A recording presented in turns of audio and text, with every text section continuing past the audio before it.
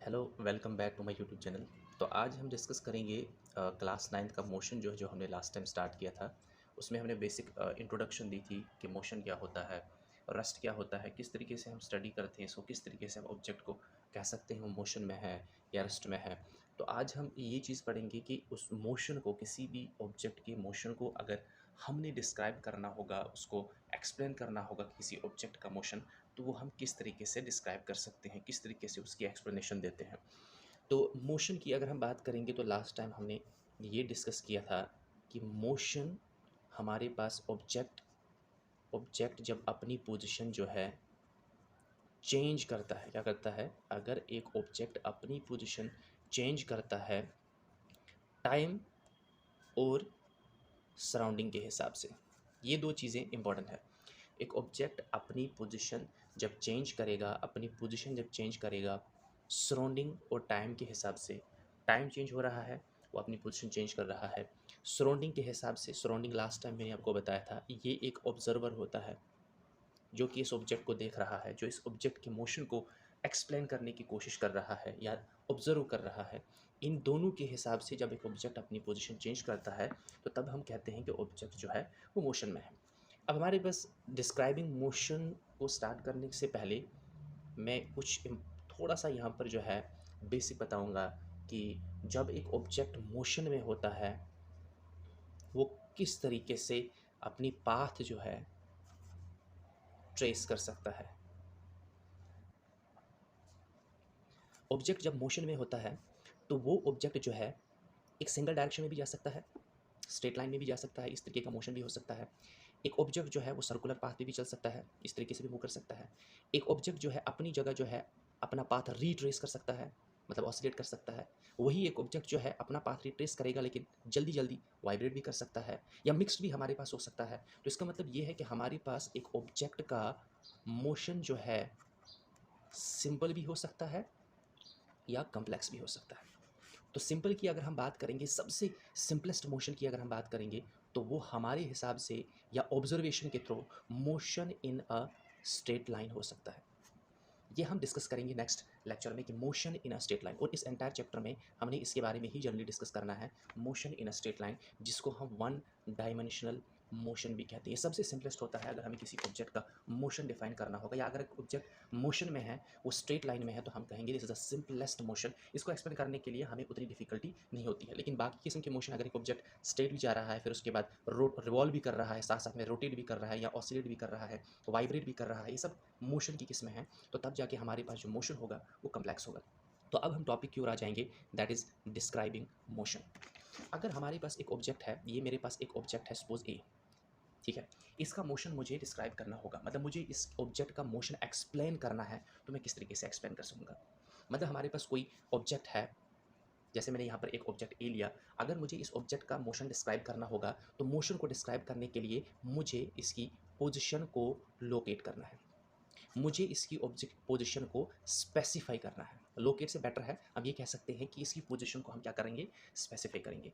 इस ऑब्जेक्ट की पोजीशन को स्पेसिफाई करने के लिए मुझे किस तरीके से इस ऑब्जेक्ट को के मोशन को एक्सप्लेन करना पड़ेगा। मेरे कहने का मतलब ये है कि अगर मुझे इस ऑब्जेक्ट के मोशन को एक्सप्लेन करना है, तो मीन्स मुझे इस ऑब्जेक्ट की पोजीशन को स्पेसिफाई करना है। स्पेसिफाई करने का मतलब ये है कि मुझे जानना है, ठीक है। अब अगर मुझे इस ऑब्जेक्ट की पोजीशन को स्पेसिफाई करना है तो मेरे पास एक सिस्टम होना चाहिए, जिस सिस्टम के तहत या जिस रूल के अकॉर्डिंग मैं इस ऑब्जेक्ट की पोजीशन को स्पेसिफाई कर सकता हूं। मैं सिंपल एग्जांपल दे दूंगा। ये ऑब्जेक्ट हमारे पास ए है, मैं अगर कहूंगा ये ऑब्जेक्ट जो है 2 मीटर दूर है, ठीक है, ये ऑब्जेक्ट जो है ये 2 मीटर दूर है, तो आपके हिसाब से ये क्या होगा, ये स्टेटमेंट जो है क्या ये ठीक है या गलत है? मेरे हिसाब से ये स्टेटमेंट जो है ये गलत है। क्यों? मैंने तो ऑब्जेक्ट को कहा कि ये 2 मीटर दूर है, लेकिन कहाँ से है, ठीक है। तो ये बिल्कुल मीनिंगलेस है। इसी तरीके से अगर मैं कहूँगा मेरा घर जो है वो 10 किलोमीटर दूर है, या कोई ऑब्जेक्ट जो है वो 10 किलोमीटर चला, या कोई ऑब्जेक्ट जो हमारे पास है वो 10 किलोमीटर जो है दूर है, ठीक है, इन सब का कुछ भी मीनिंग नहीं है जब तक ना हम एक सिस्टम लेंगे, जिस सिस्टम के अकॉर्डिंग हम इस ऑब्जेक्ट की पोजीशन को स्पेसिफाई करेंगे। अब यहाँ पे सिस्टम क्या होता है वो हम डिस्कस करेंगे लास्ट पर। इसको हम कहते हैं फ्रेम ऑफ रेफरेंस, ठीक है, या रेफरेंस सिस्टम, रेफरेंस सिस्टम। तो हमारे पास एक ऑब्जेक्ट है, जैसे मैंने यहाँ पर एक ऑब्जेक्ट लिया था, मैंने कहा कि ये 2 मीटर दूर है। अब अगर मैं कहूँगा ये 2 मीटर दूर है एक रेलवे स्टेशन से, ठीक है, ये 2 मीटर दूर है मेरे घर से, ये 2 मीटर दूर है कुछ एक्स चौक से, ठीक है। ये चीज़ें जो मैं ले रहा हूँ रेलवे स्टेशन, मेरे घर से, किसी एक्स चौक से, इनको कहते हैं हम रेफरेंस। क्या कहते हैं? रेफरेंस या रेफरेंस पॉइंट, या सिंपल लैंग्वेज में ओरिजिन। इसका मतलब ये है कि अगर मुझे इस ऑब्जेक्ट की लोकेशन को मेंशन करना है, इस ऑब्जेक्ट की पोजीशन को स्पेसिफाई करना है, और मुझे इस ऑब्जेक्ट के मोशन को डिस्क्राइब करना है, तो मेरे पास एक रेफरेंस पॉइंट होना चाहिए। मैं अगर कहूँगा कि ऑब्जेक्ट जो है वो 10 किलोमीटर चला, तो कहाँ से चला? अगर ऑब्जेक्ट 10 किलोमीटर दूर है तो कहाँ से है? ये जो कहाँ मैं कह रहा हूँ उसको कहते हैं हम रेफरेंस पॉइंट। अब मेरे पास एक ऑब्जेक्ट है, मैं एक उसके लिए एक रेफरेंस पॉइंट ले लूँगा जिसको हम ओरिजिन कहते हैं। वो मैं वैल्यू जहाँ जो रेफरेंस पॉइंट हमारे पास है, ये रेफरेंस पॉइंट हमारे पास बन जाता है ऑब्जर्वर के लिए, जिसको हमने सराउंडिंग कहा। अब ये जो ऑब्जर्वर है ये हमने ओरिजिन पर लिया है, और ओरिजिन को वैल्यू हम देंगे 0, ठीक है। यहाँ से हम मेजर करेंगे किसी ऑब्जेक्ट की लोकेशन या ऑब्जेक्ट की पोजीशन, अगर मुझे मेजर करनी है, स्पेसिफाई करनी है, ताकि मैं उसका मोशन डिस्क्राइब कर सकूंगा। सपोज मैंने कहा ऑब्जेक्ट जो है वो 2 मीटर दूर है, कहाँ से? यहाँ से, ऑब्जर्वर से, ठीक है। तो मेरे पास एक ऑब्जेक्ट अगर है, तो ऑब्जेक्ट के मोशन को एक्सप्लेन मुझे करना है, तो सबसे पहले मेरे पास क्या होना चाहिए? एक रेफरेंस पॉइंट होना चाहिए। अच्छा, ये रेफरेंस पॉइंट जो है, यहाँ पर हमारे पास एक ऑब्जर्वर होगा जो इस ऑब्जेक्ट को ऑब्जर्व करेगा। इस ऑब्जर्वर की जगह, जिसको हमने ओरिजिन कहा, इसकी वैल्यू हम लेंगे 0, ठीक है। अब हमारे पास कोई ऑब्जेक्ट जो है, सपोज वो 1 मीटर उसने डिस्टेंस ट्रैवल किया, फिर उसके बाद 2 मीटर उसने डिस्टेंस ट्रैवल किया, फिर उसने 3 मीटर डिस्टेंस ट्रैवल किया। अच्छा, ये जो 1 मीटर है, 2 मीटर है, 3 मीटर है, ये है पोजिशंस, ये पोजिशन है उस ऑब्जेक्ट की। जिस ऑब्जेक्ट के मोशन को हम डिस्क्राइब कर रहे हैं, पोजिशन, ठीक है। हमने कहा 1 मीटर, ये 1 मीटर दूर है, कहाँ से? ओरिजिन से। किसके हिसाब से? इस ऑब्जर्वर के हिसाब से, ठीक है। अगर मैं इस ऑब्जर्वर को यहाँ पर शिफ्ट करूँगा, तो इसका मतलब अब ओरिजिन यहाँ पर नहीं रहा, ओरिजिन यहाँ पर है, यहाँ के हिसाब से। इसी तरह अगर मैंने यहाँ पर ऑब्जर्वर शिफ्ट किया, तो यहाँ पर 0 पोजीशन आ जाएगा। अच्छा, 0 पोजीशन का मतलब ये है कि सिंपल कि यहाँ से हम डिस्क्राइब कर रहे हैं दूसरे ऑब्जेक्ट। यहाँ पर एक ऑब्जर्वर है, ये कोई भी हो सकता है, ये दूसरे किसी ऑब्जेक्ट के मोशन को डिस्क्राइब कर रहा है। जैसे कि मेरे पास यहाँ पर ये पेन है, मैंने ऐसे पेन रखा, ठीक है, तो इसके मोशन को मुझे डिस्क्राइब करना है। इसके मोशन को डिस्क्राइब करने के लिए मुझे इसकी पोजीशन जाननी है। अच्छा, इसकी पोजीशन अगर मुझे जाननी है तो कहाँ से जाननी है? सपोज मैं यहाँ पर इसका ये जो पेपर का कॉर्नर है, ये ओरिजिन ले लूँगा। मैं कहूँगा यहाँ से ये 4 सेंटीमीटर दूर है, ठीक है। अगर मैं सिंपल कहूँगा 4 सेंटीमीटर दूर है, तो कोई मतलब नहीं है। वो यहाँ से भी 4 सेंटीमीटर, वहाँ से भी। कहाँ से? मैंने कहा एक ओरिजिन लिया, वहाँ से इसको मेजर कर रहा हूँ। तो इसी तरीके से अगर एक ऑब्जेक्ट सपोज ये ए पर पहुंचा, फिर बी पर पहुंचा, फिर सी पर पहुंचा, ये पॉइंट्स हैं। स्टार्टिंग में भी मैंने पिछले लेक्चर में कहा पॉइंट्स जो है वो पोजीशन को स्पेसिफाई करने के लिए इस्तेमाल किए जाते हैं, ठीक है। ये पॉइंट पर पहुंचा, फिर बी पर। अच्छा, यहाँ से यहाँ तक 2 है? नहीं, यहाँ से ऑब्जर्वर के हिसाब से ओरिजिन से ये 2 है। This is 1, this is 2। अच्छा, ये 3 सेंटीमीटर, 3 मीटर की दूरी पर है, अभी एट पॉइंट सी पर है इसकी पोजीशन। अभी सी है, कितनी दूरी पर है? 3 मीटर। कहाँ से? इस पोजीशन, इस पॉइंट से ही। मीन्स 1, 2 एंड 3, ठीक है। तो इसका मतलब ये है कि अगर मुझे एक ऑब्जेक्ट की पोजीशन को मेंशन करना होगा, एक ऑब्जेक्ट की पोजीशन को स्पेसिफाई करना होगा, एक ऑब्जेक्ट की पोजीशन को एक्सप्लेन करना होगा या लोकेट करना होगा, तो मेरे पास एटलीस्ट एक रेफरेंस पॉइंट होना चाहिए, जिसके हिसाब से मैं उस ऑब्जेक्ट के मोशन को डिस्क्राइब करूँगा। तो अब मैं शॉर्ट में कहूँगा, समराइज करूँगा, ठीक है। अगर हमारे पास एक ऑब्जेक्ट है, ऑब्जेक्ट मोशन में है या रेस्ट में है, ये मैंने कल आपको समझाया है। मोशन और रेस्ट जो है आपस में रिलेटेड है। चाहे मोशन में है या रेस्ट में है, दोनों केस में आपको एक्सप्लेन करना है इसकी पोजीशन, ठीक है। अच्छा, पोजीशन किसके हिसाब से मेजर करनी है? टाइम और सराउंडिंग। टाइम तो अभी तक हमें पता था, टाइम चेंज हो रहा है तो टाइम जस्ट मेजर करना है। लेकिन सराउंडिंग जो है, सराउंडिंग से हमें 2 चीज़ें पता चली, एक तो है ओरिजिन और दूसरा है ऑब्जर्वर, ठीक है। अगर हमारे पास ओरिजिन नहीं है, रेफरेंस पॉइंट नहीं है, ऑब्जर्वर नहीं है, हम सिंपल टाइम के बेसिस पर ऑब्जेक्ट के मोशन को डिस्क्राइब नहीं कर सकते हैं। इसका मतलब ये है कि अगर मुझे ऑब्जेक्ट के मोशन को डिस्क्राइब करना है तो मेरे पास एक रेफरेंस सिस्टम होना चाहिए। क्या होना चाहिए? Reference system. तो सिंपल भाषा में ये है कि ऑब्जेक्ट के मोशन को डिस्क्राइब करने का मतलब है ऑब्जेक्ट की पोजीशन को स्पेसिफाई करना, क्योंकि मोशन को डिस्क्राइब कर ही रहे हैं इस पर। अच्छा, पोजीशन को स्पेसिफाई करने के लिए हमारे पास क्या होना चाहिए? एक रेफरेंस सिस्टम होना चाहिए, एक रेफरेंस पॉइंट होना चाहिए जहां से हम इस ऑब्जेक्ट के पोजीशन को डिस्क्राइब करेंगे।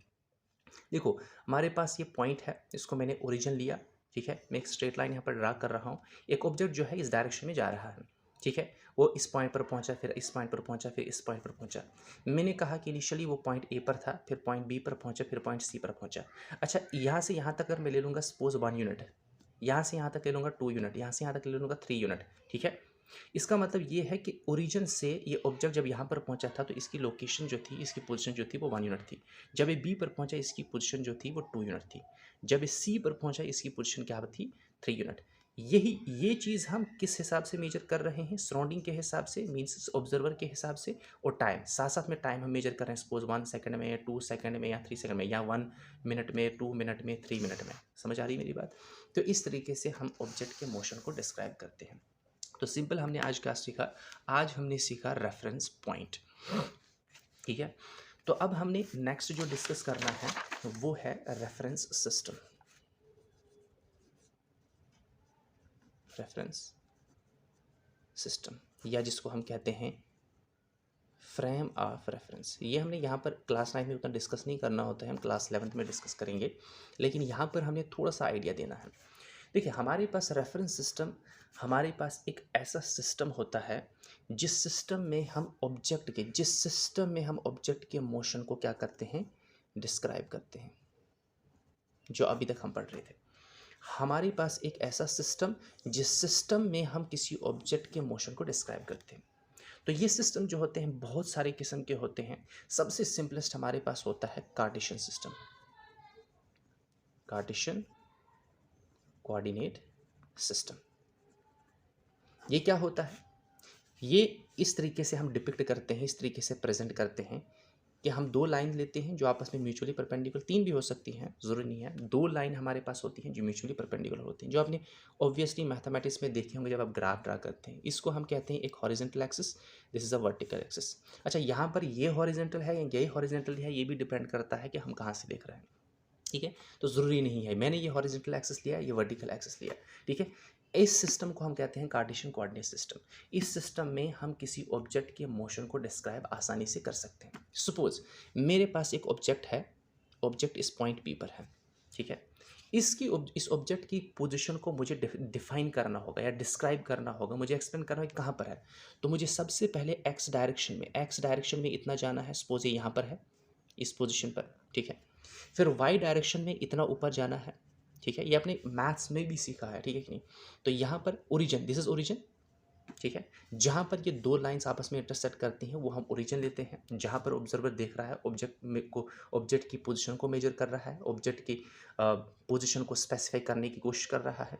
तो हमने क्या करना है कि हमने एक्स डायरेक्शन में इतना जाना है, सपोज ये 1 मीटर है, और वाई डायरेक्शन में सपोज 2 मीटर जाना है। तो हमने एक्स डायरेक्शन में इतना जाना है और वाई डायरेक्शन में इतना जाना है, ठीक है। तब जाके हम यहाँ पर पहुँचेंगे तो यहाँ पर हमारे पास दो वैल्यूज इसकी मिलेंगी, एक एक्स वैल्यू मिलेगी, दूसरी वाई वैल्यू मिलेगी।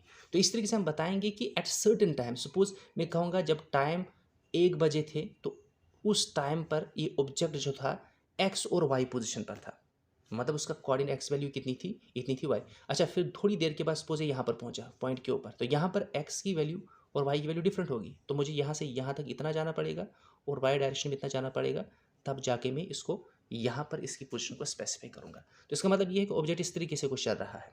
इस ऑब्जेक्ट की पोजीशन को, इस ऑब्जेक्ट के मोशन को डिस्क्राइब करने के लिए मेरे पास एक सिस्टम होगा, जिस सिस्टम को हम कहते हैं फ्रेम ऑफ रेफरेंस। तो सिंपल ये है कि फ्रेम ऑफ रेफरेंस हमारे पास एक ऐसा सिस्टम होता है जिसमें हम किसी ऑब्जेक्ट के मोशन को एक्सप्लेन करते हैं। जैसे हमारे पास गाड़ी है, तो गाड़ी में दो बंदे हैं, एक दूसरे के मोशन को डिस्क्राइब करें तो गाड़ी उनके लिए फ्रेम ऑफ रेफरेंस बन रही है। तो गाड़ी के हिसाब से वो मेजर करेंगे कि वो किस सीट पर है, किस हिसाब से।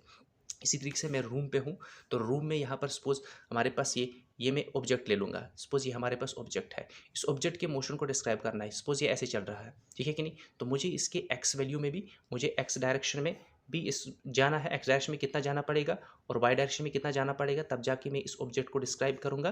तो इस तरीके से हम ऑब्जेक्ट के मोशन को डिस्क्राइब करते हैं with the help of frame of reference. तो this was all about the describing motion and frame of reference. ये जो है स्पेशली फ्रेम ऑफ रेफरेंस जो है क्लास 9th में इतना नहीं हमने बताना होता है, बट आपको फोकस करना है रेफरेंस पॉइंट और मोशन, ये रेफरेंस पॉइंट पर। और आगे जो हम डिस्कस करेंगे इसी के बेस पर जो नेक्स्ट टॉपिक हमारे पास होगा वो होगा motion in a straight line. इसमें हम दो चीज़ें सीखेंगे ऑब्जेक्ट के मोशन को एक्सपेंड करने के लिए। एक है पाथ लेंथ जिसको हम डिस्टेंस कहते हैं, और दूसरा है डिस्प्लेसमेंट। इंपॉर्टेंट टॉपिक है, इन दोनों के बीच में डिफरेंस भी हम जानेंगे। तो this was all about the today's lecture.